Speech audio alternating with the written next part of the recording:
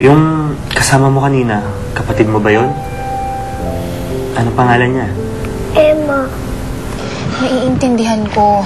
Pero hindi pwedeng malaman ni ate na alam natin ang totoong dahilan tungkol kay Rod. Rod, paano kayo napunta rito? Mami, balik niyo kami kay Mami. Mami, balik kami kay Mami. Mami, balik kami kay Mami. Balik kami kay Mami.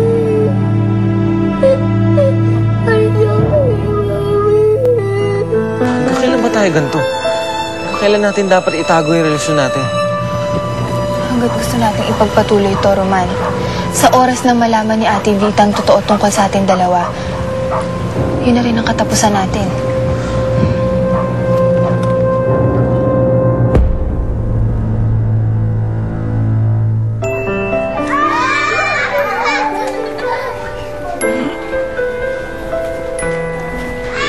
Mario, sandali lang.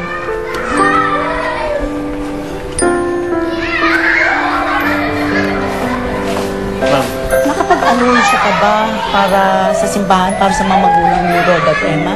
Opo ma'am, nung isang araw pa ho, pero wala pa hong balita eh. Baka hindi taga rito yung mga magulang nila. Posible din na ayaw na talaga silang kunin. Pioli, naniniwala ako na hinahanap pa rin sila ng mga magulang nila. Eh, paano kung mali ang kutob mo? Hanggang kailan tayo maghihintay? May darating na nga bisita bukas. Mga interesado mag-ampon. Paano kung silang natipuhan? Ha?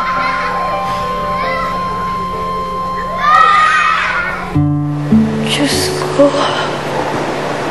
tulungan niyo po ako maibalik sa akin sila Emma at Rod. Tulungan niyo po ako, Panginoon. Sana matagpuan na po mga anak ko. Ako kayo. Sana di tayo mapili. Huwag kang papayag pag ginawa ka nila, ha? Oo nga, sana hindi tayo mapili. Oo nga.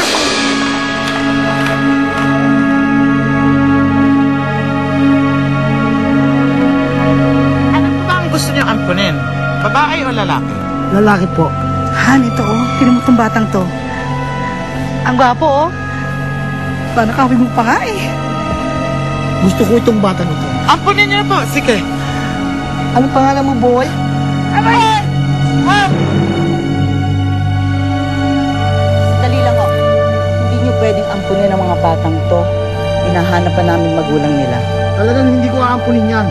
Bata ang gusto ko, hindi aso. Pumili ho kayo ng iba. Ay, hindi na. Sa totoong bayan po na kami hahanap. Walang modo mga bata nito.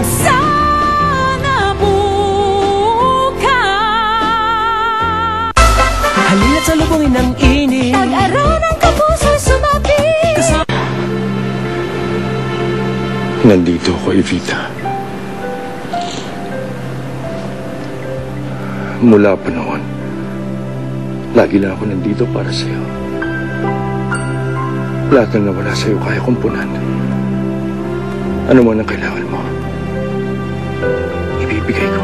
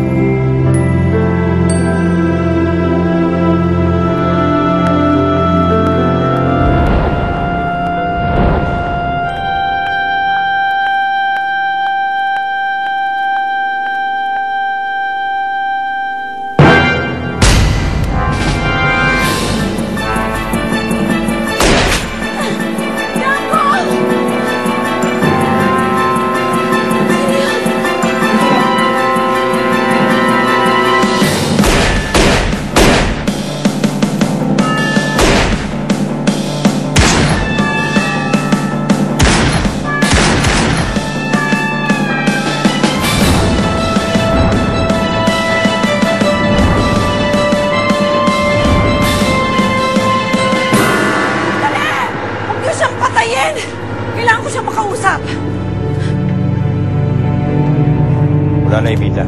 Patay na siya. Bakit niyo siya pinatay? Kailangan natin malaman kung sino nagpautos sa kanya. O kayong mga tanga!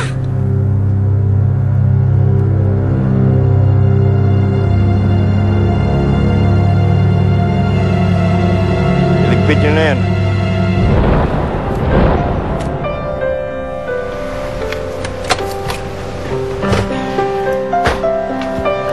Magandang umaga ho.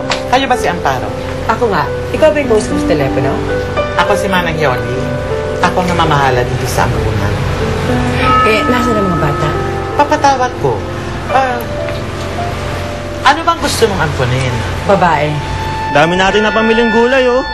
Sabi ko sa'yo, ikaw magbitbit nito, eh. Saan ba Kuya Mario? Ito talaga. Oo nga pala, kailangan na nating makauwi. May mga darating pang bisita. Sino bisita? Yung mga mag-aampon. Si Emma?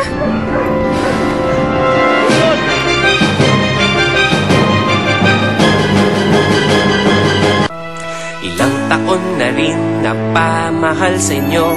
Langhap sarap ay kinagat sinapuso.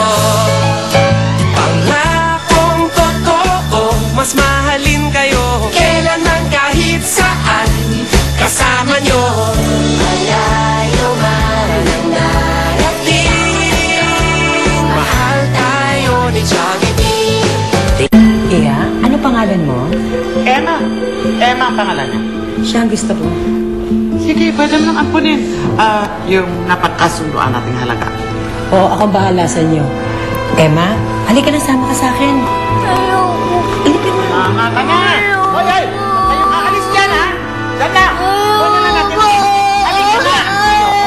Ampunin na nga, eh!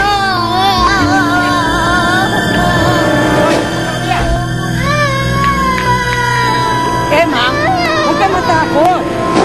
Mula ngayon, mami na ang tawag mo sa akin, ha? Huwag ka sumakay sa ulo, ha? Sakay na!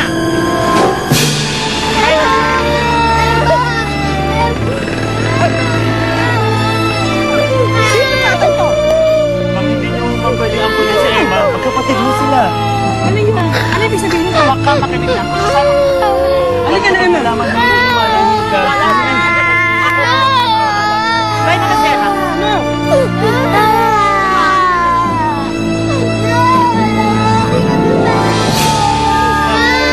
Pero sabi, kung gusto niyo mag-ampunin si Emma, pakiampun na rin yung si Rod. Isa lang ang gusto kong ampunin. At ayoko ng batang lalaki. Sakay na natin, huwag ka makialam. Ayaw mo ang matutuluyan. Dali mo na yan!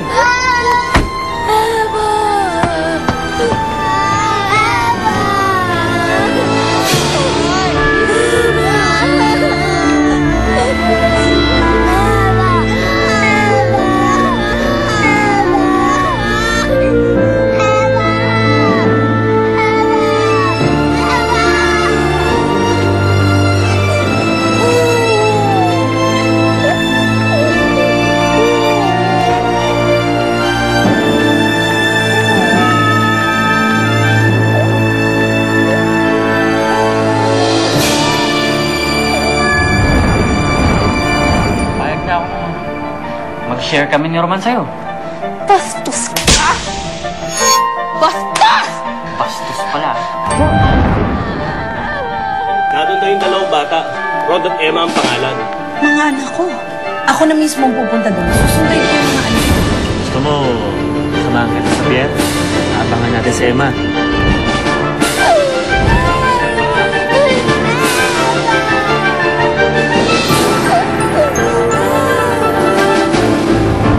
Alam ko kung sino ang mastermind ng lahat laban sa inyo. Sino? Si Jamo.